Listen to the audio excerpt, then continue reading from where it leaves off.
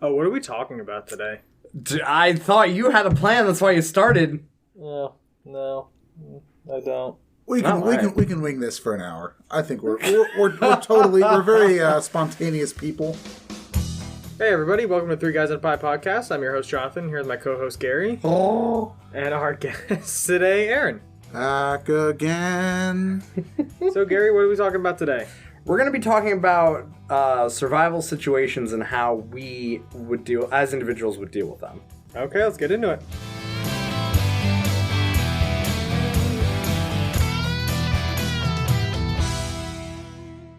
So, what exactly were you thinking here, Gary? So there's two different ways that I like to look at it because this is kind of just how my brain works normally when I go out to shop. When I go out to shop, I kind of think of, okay, if the apocalypse happened now, with what aisle I'm in, or what store I'm in, or what am I grabbing, and then getting the fuck out, and I gotta use what I got to, like, survive. But there's also another way that you can look at it where it's like you can take different locales, environments, and situations on for survival and kind of do a thought experiment on how you would attempt to survive. So, for example, you can go with the classic, do you want to be stranded on a desert island, or would you rather be, like, stuck in the Alpines after a plane crash? Oh, absolutely desert island. Really? Yeah. Stuck in the mountains. Yeah, It's I would... my dream to live the rest of my life on an abandoned desert island. Oh, well, you might not be living for long, so that would definitely fulfill it, that's for sure. But, like, it kind of goes more into, like, all right, so you pick one and then you explain why you would want to survive in that scenario and, like, how you would, in fact, survive. So you pick desert island, right? Yeah. So why, other than the fact that you would want to live your life on a desert island... Well, like, when you say desert, is it literally just, like, an atoll that's just sand? No, it's not just a sand atoll. It's like one of the islands that you might find, like, in the Keys, like the sparse islands in the Keys, or, like, in the Philippines, you know, how they're kind of just scattered, but they have, you know, trees, edible plants, their own flora and fauna, shall we say. Yeah. I mean, I'd rather just, like, die of dehydration than die of freezing to death. We're not talking about dying.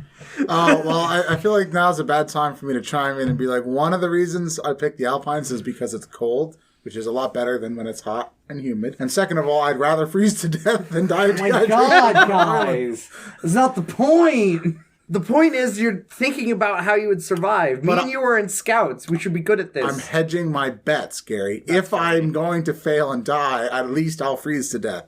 I mean, true, I would rather freeze to death than dehydrate, but it's a lot nicer of a death because you just go to sleep. You never wake up. Yeah, you go loopy when you do that. Oh, well, yeah. That's why when Go you... loopy when you're dehydrated. Yeah.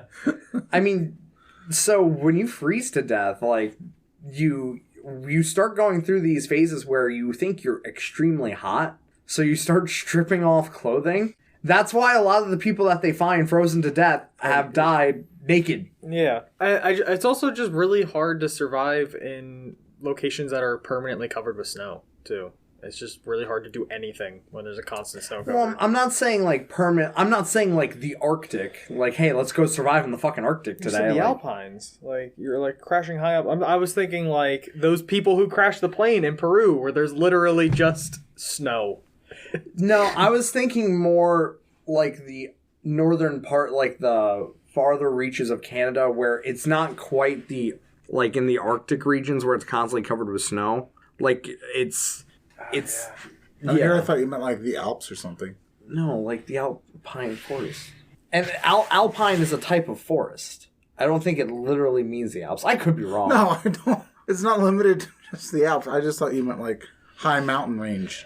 Well, And where you are in the world, I guess, changes that somewhat. yeah, it does. I don't know. I would prefer to be in like a alpine So you're forest. talking like Canadian Rockies? Yeah, we can go with that. Because I think survival there is a lot... I wouldn't say it's easier, but, like, I feel like I would personally know more what to do. Because, like, even just being on sea base back in the day and, like, looking at it, I would be like, wow, I would be totally fucked had the key deer not been like, you know, completely okay with people being on that island.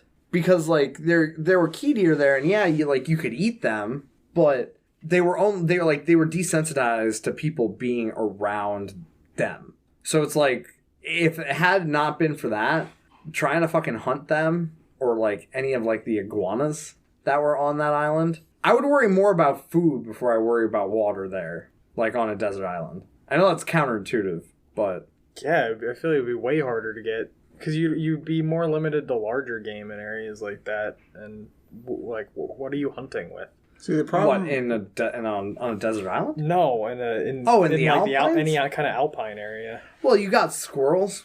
You got squirrels, muskrats, beavers, otters, things like that. You think they're easier to catch than a lizard? Absolutely. Lizards have detachable tails. Only some lizards have detachable tails, first of all, so... Nah, all lizards. All lizards have detachable tails. They grow back. And you don't necessarily need protein either. You have access to a lot more plant life. Right, but the fat you can catch fish. I don't know, because I know how to hunt more forested animals than I do, like, island animals. You know what I mean? Well, so, that's like, my point, is I wouldn't be hunting. Oh, I would. You gotta do something to pass the time once your shelter's built. Yeah, relax, Gary. No! It's a survival situation. There's no I fucking plan chill. on being there forever. I mean, Then relaxing you're hopeless. isn't a bad strategy because you're conserving calories. Well, right, but I would run into the problem where, like, I would end up just sleeping all day. And that's bad for you, too. I don't think it's worse than overextending yourself, but just sleeping all day, like, accomplishing nothing, and you're using all the calories you're taking in to sleep and not actually putting them to any use. I don't know. I feel like sleep is not a waste of calories, though. Like, if anything, it's the minimal number of amount of calories your body has to burn to stay alive. If you're not doing anything but sleeping all day in a survival situation, that's time you're not spending going to get water, going to find yourself food, or trying to get the fuck out of your survival situation. You're basically consigning yourself to, yep, I'm gonna die here, I'm just gonna sleep. No, I'm not saying... He said relaxing in his spare time. Not doing nothing till he dies. Yeah, like, have you seen any of the interviews with like Survivor Man and stuff? A lot of the time he spends is spent doing nothing. That's why he spends a week out there and he's got an hour's worth of usable footage, because the rest is him I'm just gonna not consume any energy right now. Well, right. But I don't know. I feel like I would end up sleeping too much if I tried to chill. That's my worry. Because, like, anytime that I don't have anything to do, that's usually my go-to is, oh, well, I'm gonna go fucking take a nap. I don't even know how you do that. I can't fall asleep in the middle of the day. I can't fall asleep at night. Let alone take a nap. It's fucking easier for me to fall asleep in the middle of the day than it is at night. I don't know. If I didn't have shit to do today, I probably would have slept till lunchtime. So bizarre. I was going to try. Well, it's mostly because, like, with how much I work during the week, and then, like, I sleep like trash, and then on the weekends, it's like, oh, I can actually, like, sleep in. This is nice. Complaining about your quality of sleep and then just purposely disrupting your sleep schedule. Well, sounds like a recipe for success, Gary. Dude, I know. I try not to, but, like yesterday, I wanted to get up at 8. And I said, my alarm went off, and I was like, oh, I didn't set my 8 o'clock alarm. I want to set my 9:30 alarm. Shoot. So I turned it off, and I went to, like, start actually getting ready for my day. And then the clock on my phone actually said 10:30. I'm like, cool. I overslept by an hour. That's great. I need my sleep to stay beautiful, Jonathan. Don't judge me. Wait, you set alarms on the weekend? Yes. Like most normal people. Yeah. What? Maintain a consistent I've never sleep known schedule. anybody to set an alarm. You guys are the only people I know that set alarms on the weekend. I didn't used to in college. Because when I was in college, once Friday rolled around, it was just like one continuous day till Sunday. I'd be up to like 2, 3, 4 o'clock in the morning. Wake up just in time to get to the mess hall for lunch. Or breakfast or whatever. And just, you keep doing that until Sunday night. And you're like, alright, I'm gonna go pass out. And fucking feel like a zombie on my Monday classes. Yeah, no, I always go to bed at the same time, wake up at the same time, every day. At least try within. So it'd make it hard for me to do minutes to anything an with hour. friends because I'd be trying to go to bed at like 9:30 or 10 o'clock. I mean, I usually... So I can't maintain that sleep schedule normally, so why bother on the weekends. Well, it's getting harder too because as the days become longer, I'm outside working until late. There's some days I don't get home from work till 8 because it's still light out and there's stuff I can be doing. So then by the time I get home and I eat dinner, it's fucking like 9:30, 10 o'clock. And then I have stuff I want to do, and before I know it, it's fucking 12 o'clock at night. I'm like, oh, fuck. I have to be up at 7. So that, like, summer fucks with the time I used to sleep so much. Because it stays so bright out for so long, I constantly want to be doing stuff. I can't just, like, stop and go to bed. Yeah, I guess I'm just not like that. I'm a very low energy individual. So like my energy dog. my natural state is doing nothing. I swear, it's awful and I hate it. So you're like I just Aggie. don't know where people like you get the energy to do any of this stuff. Like do what stuff? Like work all day? Because that's basically where all my energy goes. I think, or just like the people that like I know people that, or I have friends and family members that just like can't be idle, can't chill for a second. They're just always working on a project, and if they finish that project, they come up with a new project. Well, I can't be idle if the idleness isn't doing anything. I don't know if that makes any sense. Let me I'm the explain. same way. I don't like just not doing anything. Like That's why I don't sit down and watch movies. Like that is like the biggest waste of time. But see, that's the thing. Like I can sit and watch like YouTube and stuff, but like I can't like just stick to it. Like I can't just like watch this one YouTube video. And then, like, that's what I'm doing.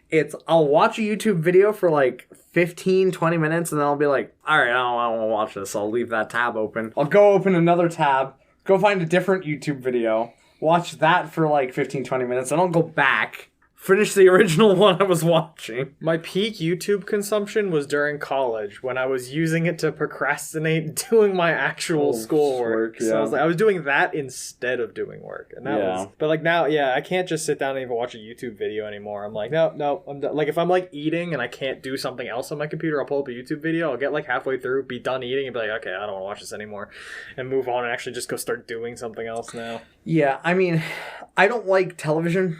There's not a lot of television that I enjoy nowadays, so just YouTube has become my replacement for it. So like when I'm at home attempting to relax, YouTube is usually my go-to. Normally I'm watching YouTube videos before or during like while I'm waiting for a queue for a game or something like Rocket League or League of Legends or some bullshit like that, but See, that's usually the only time I'm content doing nothing is while I'm waiting in a queue. I was like, this is what I'm doing now. So anyway, back to the point that you guys don't seem to want to play along with, ya fucks. So, if I was stranded in the Canadian Rockies or something, I mean, again, it's the problem with survival situations is I'm fairly confident I'm just going to die. Like, I know I was a scout and everything, but like, I haven't used any of that in forever. And I don't think about, like, survival stuff. Like, you're saying you're just in the store and you're like, I wonder how I can use this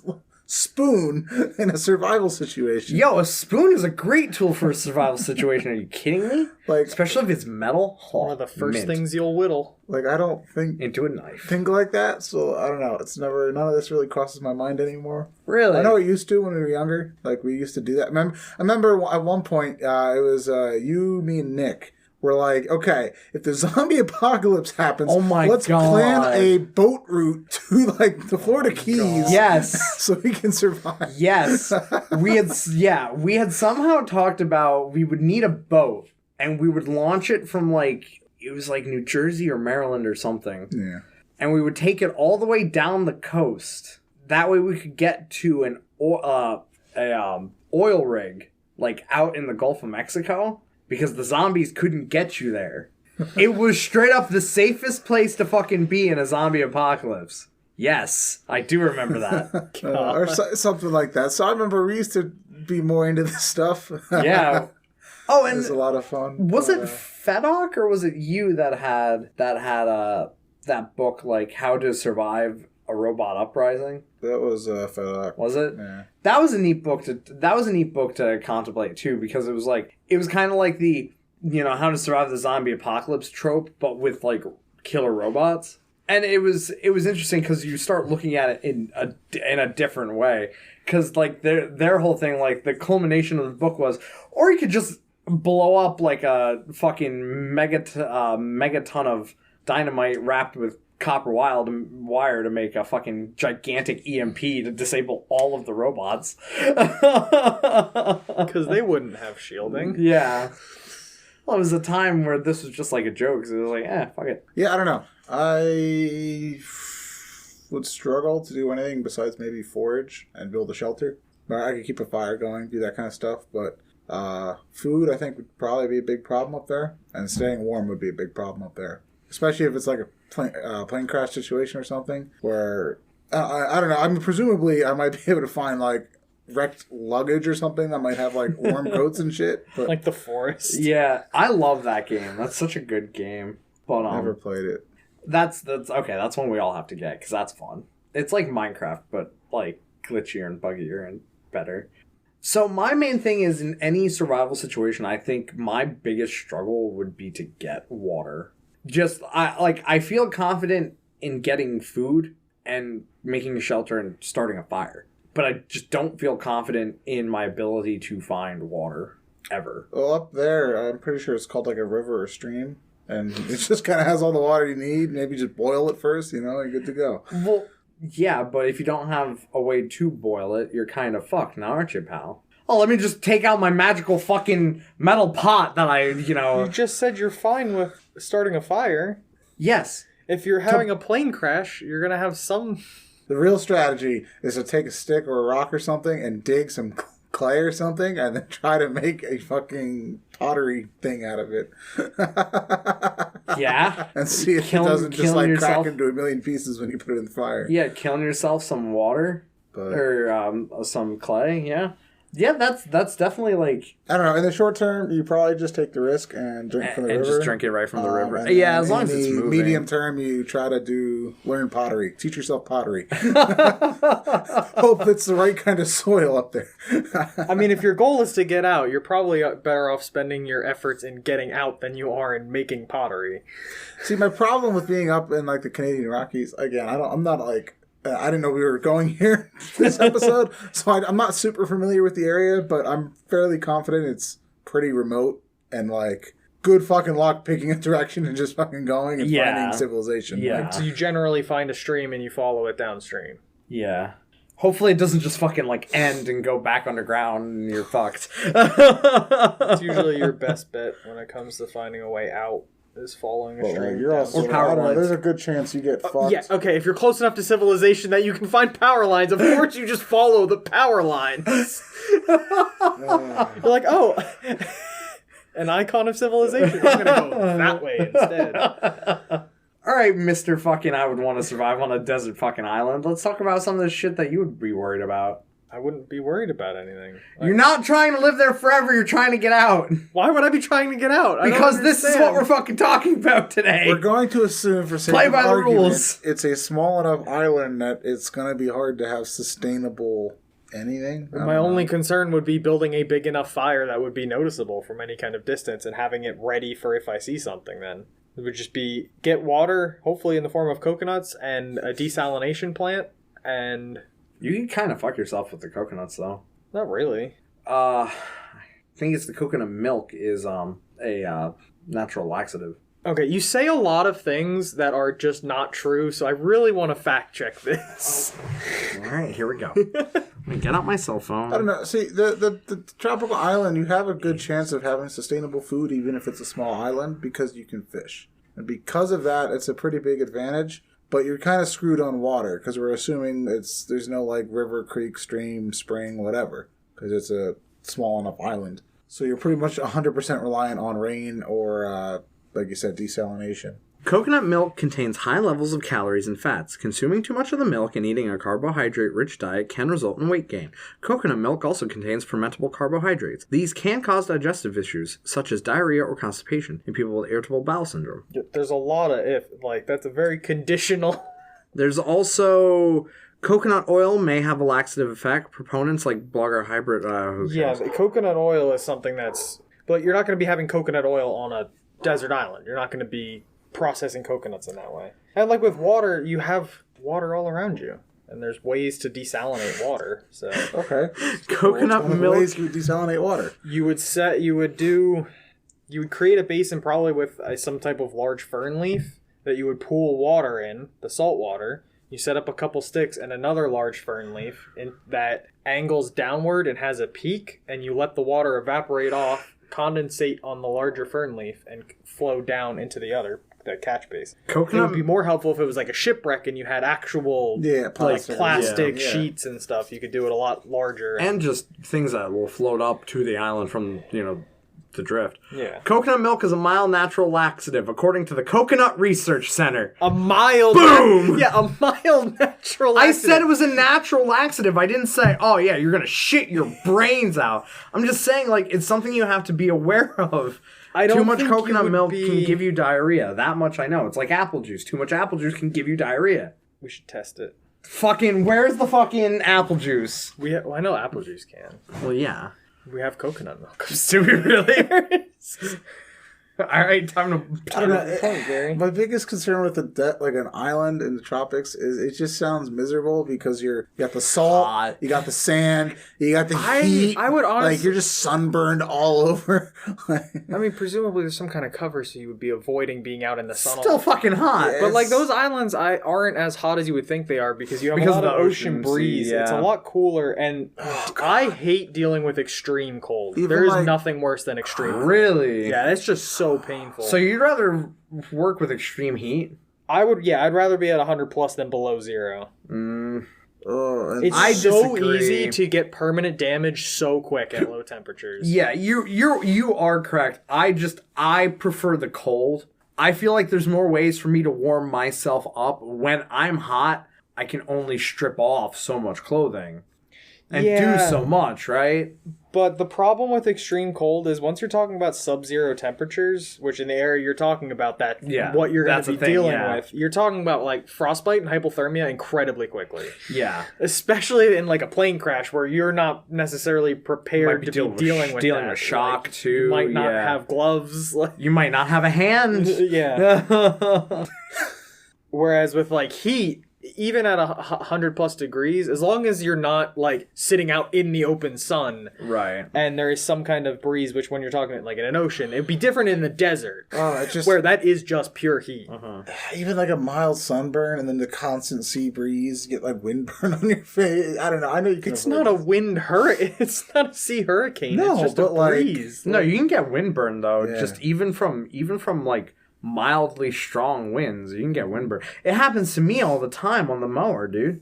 Like on a slightly windy day here, like that shit sucks. You feel like your face just got like sandblasted. It's shitty. And then you get that on tropical islands in like Florida, especially. You get that like that poison sap tree. That's like if it gets on you, you want to kill yourself because it's that bad. Remember that from Seabase? What? No, They had a what? couple of those.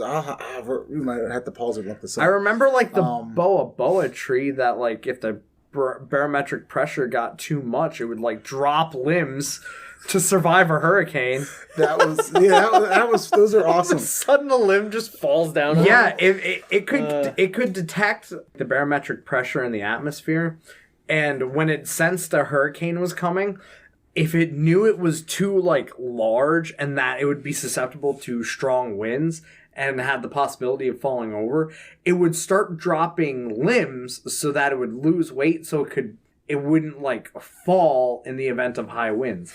The tree also had the tree was also a natural creator of acetaminophen. Oh, that's handy. It had sap, and you could chew the bark, or you could make a tea out of the bark.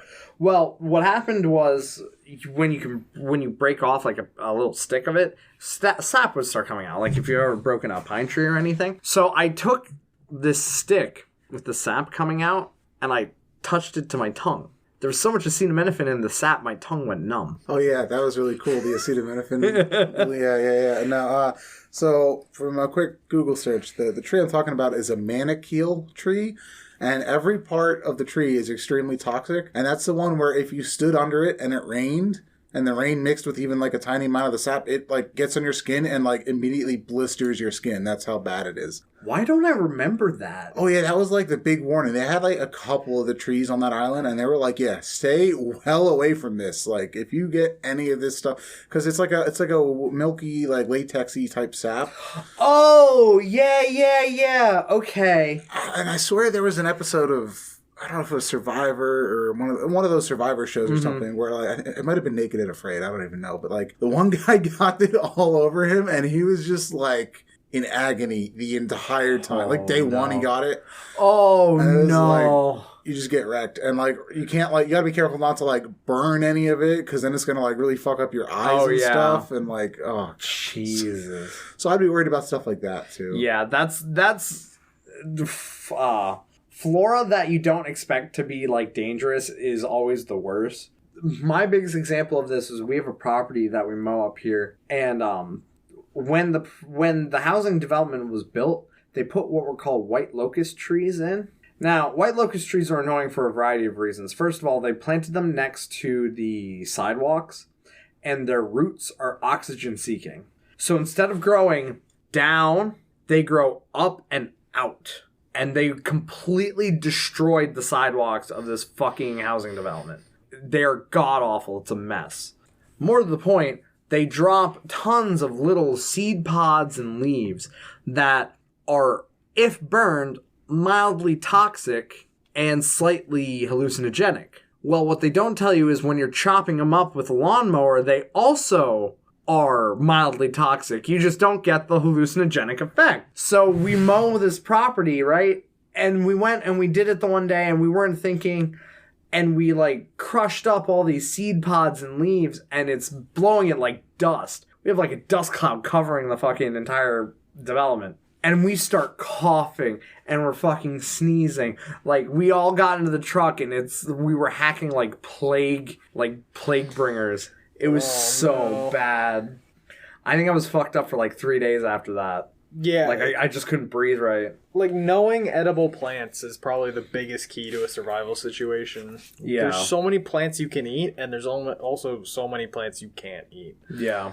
That's one thing I would want to, before I would go anywhere, I would want to up my mushroom game. Mushrooms can be so helpful because there's so many different types of them that you can't eat, but there's also a ton of mushrooms that are look-alike killers. They look just like the edible mushrooms, but they can kill you because they're not the edible mushrooms. That's some sketchy shit right there when you're dealing with fucking wild mushrooms. Yeah, I definitely would, you really want to be careful when you're eating wild plants. Oh, yeah, absolutely. Like, if you don't know what it is, don't eat it. Just full stop. Stick to eating, like, grubs and ants, if you really have to. Because very little can go wrong from eating grubs and ants. Until it's winter in the Canadian Rockies and there's no bugs and insects. Well, then you're fucked anyway. Like, winter in the Canadian Rockies, you can. It's just going to be hard. Like, it reminds me of my favorite book. Do you remember reading Hatchet? Yeah, in like middle school or whatever. Yeah, I love that book. I even think I read The Return to Hatchet. But, yeah, that's a good book series. So, second question. Rainforest or Australian outback? Australian outback. Really? Oh, hell yeah. Fuck the rainforest. You want to talk about hot and miserable? Yeah, no. Everything's poisonous there. So you were talking about the Australian outback, I don't too. care. No. We're talking about spiders the size of fucking dinner plates. I'd rather get eaten by a dingo. Fucking kangaroo comes up and squares up. Just kicks you. Yeah, no. Nope out. No rainforest for me. No rainforest. No for rainforest. you. No way. What about you? Is there like a third option where I can just choose to die in the plane crash? Because both those, that would, no, I wouldn't do either. I would really. Fuck, no. So you would just give up? You tap out? I'm never going on a nature walk in Australia. Too many spiders, too many poisonous shits. Rainforest, a lot of snakes. You know, you get the big jungle cats, tons of fucking bugs and fucking fire ants, and also, you know, just no thanks. I get fucking murdered by monkeys or something. Yeah, and like you're saying, like with the fire ants, like you'd have to be concerned about actually getting killed by ants. Like, I think you have better chances of survival in the rainforest than the outback. Probably. You're honestly probably closer to civilization in the outback than you are in the rainforest, though. You might be right. The outback isn't really one of the scenarios I've really You're played like through in far my from mind. everything, but at least it's flat and open. And sandy with no cover Is it or flat? shade. For the most part, yeah. Like Ayers Rock. There's some think it's duty Ayers Rock. places, but not. Like you can see that for days when you're driving towards it. I could be wrong. I don't know if it's Ayers Rock or not, but yeah, it's. I don't know. Just trying to get anywhere in the rainforest without proper gear just sounds like it would be a nightmare. Tons of parasites and diseases and Yeah, Ayers Rock. It is Ayers Rock. the insects. It's just no. I don't know. I feel like you have better chances at surviving in the Amazon simply because, like, yeah, there's a lot of bugs. You can eat most of them. I don't think that's true. Ants? You can eat. As long as they're not eating fire ants, you can eat most I of the think ants. most ants in the rainforest are toxic, though. They're not like, they don't have like the garden variety everyday ant you have. I don't around think here. the majority of them are toxic. I might be wrong here. I would be very hesitant to be eating any kind of anything in the rainforest. There's not even a lot of game you can hunt because most of it is aggressive. Small birds. A lot of small birds in the rainforest. And you can make like, but there's also like random rivers and shit that have fish in it. So you can make, Alligators. Aren't there are they alligators or crocodiles? I don't know which one. What's the They both difference? kill you. yeah. Yo, You're okay. dead either way. Speaking of which, I saw a weird fucking video on Reddit yesterday where a duck made her nest in like an alligator wallow. And the alligator came and like was like there with them. And her, like the duck and this alligator were just chilling. And I was like, I've never fucking seen this shit before. What is this? So apparently, the ducks will find where alligators like live, and they'll make their nest there, and they'll have their babies there because whatever ducks that come out sick and get like pushed out of the nest, the alligator will eat. And in return, the alligator protects the ducks and the ducklings from other predators. That's so bizarre. What kind of fucked up metal shit is that? That's so weird. It doesn't make sense because it's like healthy flying bird. It's gonna be hard for the alligator to get it. So why not have a food source and hunt the predators of the person you're with? But no, it's not even that. Like, there's such a high turnover rate for birds hatching in the wild. If you have a clutch of 6, maybe 3 of those birds are gonna survive. Kind of deal. Like, so many just die. So it's literally just a sustainable food source for the alligator. There's no way that meets their you're talking about like a tiny little Do you know how many useless. Do you know how many ducklings a first-time duck mother can have? They usually How many don't. calories could a little duckling be? You could be kind of surprised. Like, Alligators are one of those predators that do nothing all the time.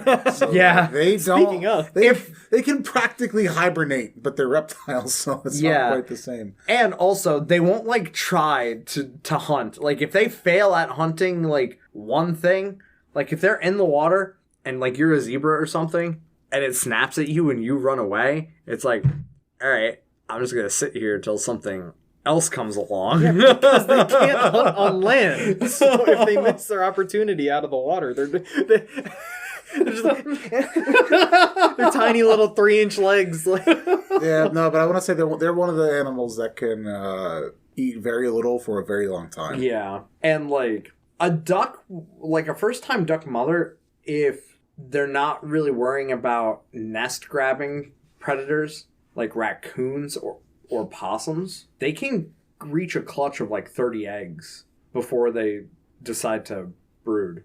And usually they'll hatch about 20 of those eggs, and then only like 5 survive childbirth, duckling time. the weird pairings in the animal kingdom. Yeah, it's super weird.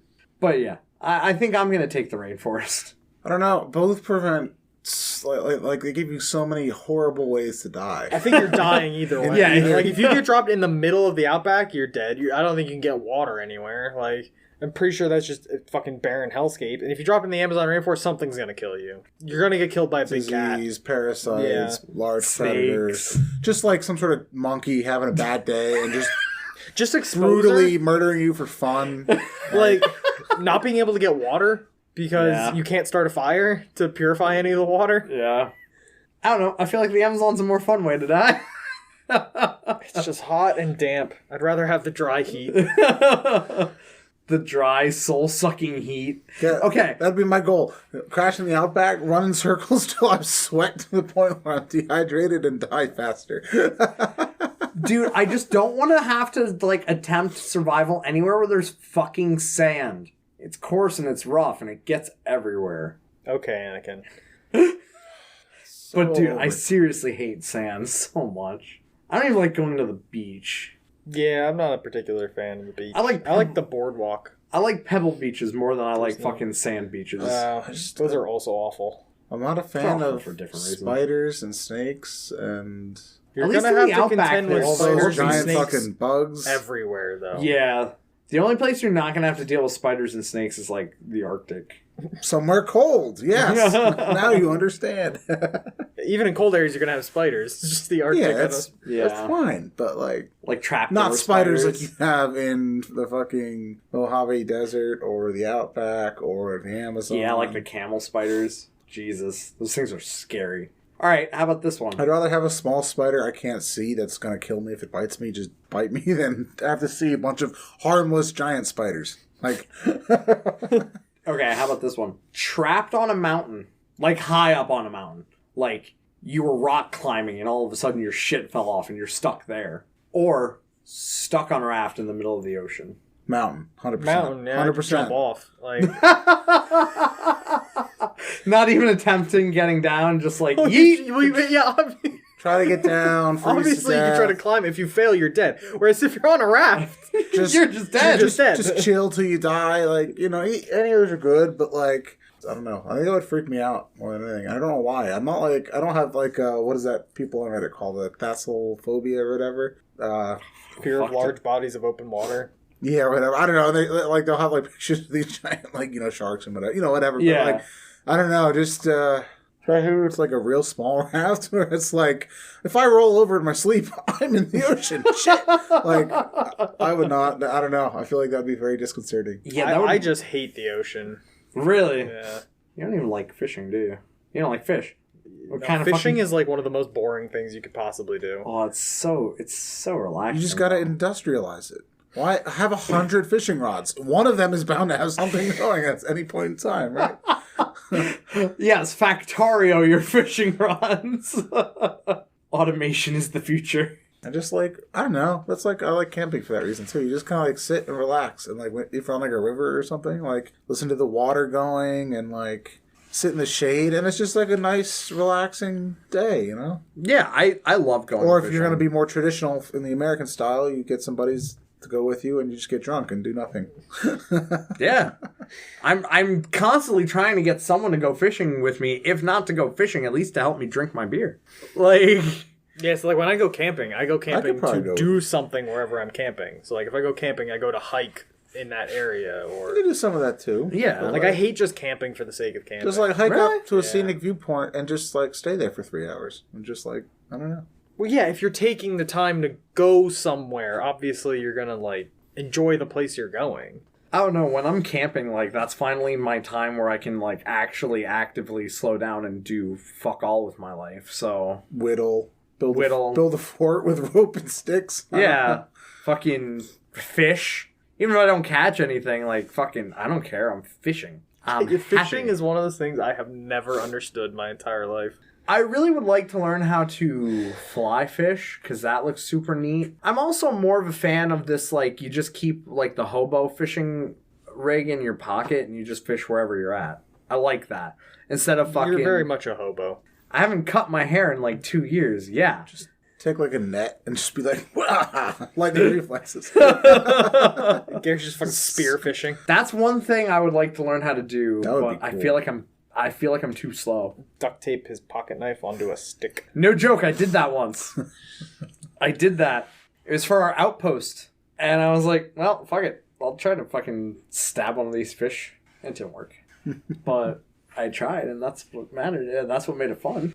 I like the hobo fishing reel. It's like compact. All it is a wooden dowel. Better go somewhere on like land you own, so you can be like, yeah, I'm gonna just dig a hole and like make a mud hut and like a kiln and just like go like super primitive. Oh, like that primitive tech guy on YouTube. Yeah. He hasn't uploaded a video in like a year. There's a lot of people like that on YouTube now. He kind of started a trend.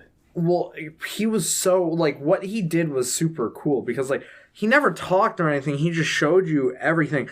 But then in the description, like, a fucking PhD's worth paper write-out of, like, everything he did and, like, the things that he would have done differently if he, like, went back and tried it. And it's just like, you, sir, make me happy. Just to like mess around, like not even in like a real like survival situation or Oh, yeah. we're gonna spend a week here, we're stuck with what we have. Like just to, I don't know, have fun. Yeah, I would totally take like a month after I retire to just like go out into the woods somewhere on a tract of land and just like try to build a house. Large tracts of land. Yeah, well, I would love to go if get the old 2-man saw and just start clear cutting a section of woods and then try to build a log cabin. Yo, I was fucking metal on the 2-man saw. Do you remember when we used to have the 2-man saw competitions in Scouts? Yeah. My team always won. Something about cutting wood is fun.